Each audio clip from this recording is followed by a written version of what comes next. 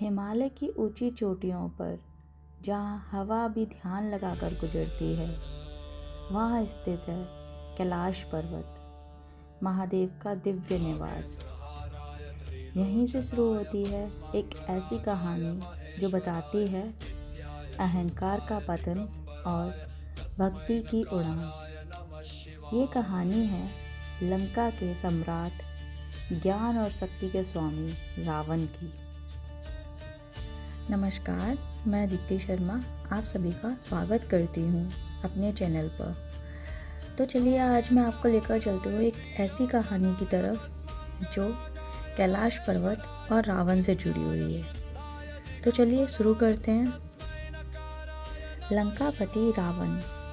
रावण सिर्फ लंका का राजा नहीं था, वो एक महाज्ञानी, वेदों का ज्ञाता, शास्त्रों का पंडित और महादेव का परम भक्त था। उसकी तपस्या से देवता भी कांप जाते थे। उसके ज्ञान समुद्र की गहराइयों सा था। लेकिन उसकी एक कमजोरी थी, अहंकार।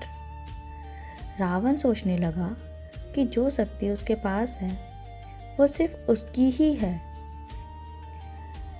एक दिन उसके मन में एक विचार उठा, महादेव मेरे आराध्य हैं तो उनका निवास कैलाश यहाँ लंका में होना चाहिए।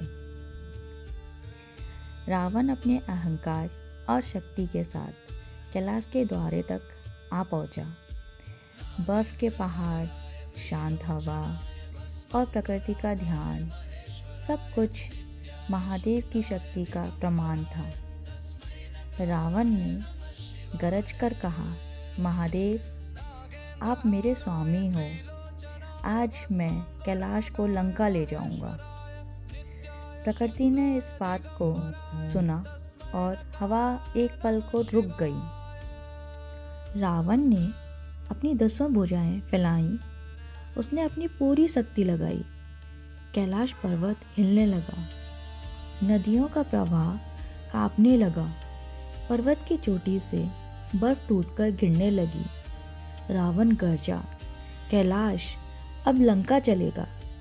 लेकिन उसे पता नहीं था, कैलाश सिर्फ एक पहाड़ नहीं, महादेव का ध्यान था। कैलाश हिलता देख माता पार्वती ने कहा, स्वामी कोई आपका ध्यान भंग कर रहा है।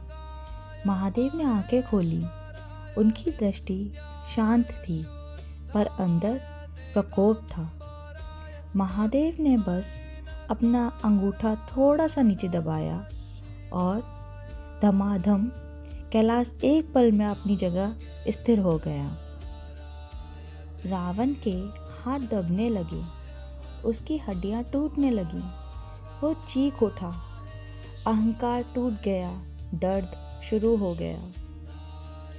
दर्द के बीच भी रावण के हृदय में एक ही धुन थी, महादेव। उसने अपनी वीणा उठाई और अपने दर्द को स्वर में बदल दिया। उसके प्राण से निकला स्रोत, जटातवी गलज्जलं प्रभाव पावित स्थले कलेवलंब लंबिता भुजंग तुंग मालिकम दमट्टमट्टमट्टमल्लिनाद भर्मर्वयं चकार चंड तांडवं तनोतु नः शिवः शिवम्। यही था शिवा तांडव स्तोत्रम, रुद्र का राग, भक्ति का शोर, समर्पण का साथ। रावण की भक्ति से महादेव प्रसन्न हो गए। उसके सामने प्रकट होकर बोले, रावण तेरी भक्ति पवित्र है, तेरे स्रोत अमृत समान है, पर याद रख ज्ञान और शक्ति का असली मोल विनम्रता है। महादेव ने रावण को मुक्ति दी और एक तलवार चंद्रहासन प्रदान की। रावण ने गहरी सांस ली और विनम्रता से प्रणाम किया। कैलाश और रावण की ये कहानी हमें एक गहरा संदेश देती है। शक्ति से बड़ा विनम्रता होता है, ज्ञान से बड़ा समर्पण होता है और अहंकार से बड़ा भक्ति का प्रेम होता है।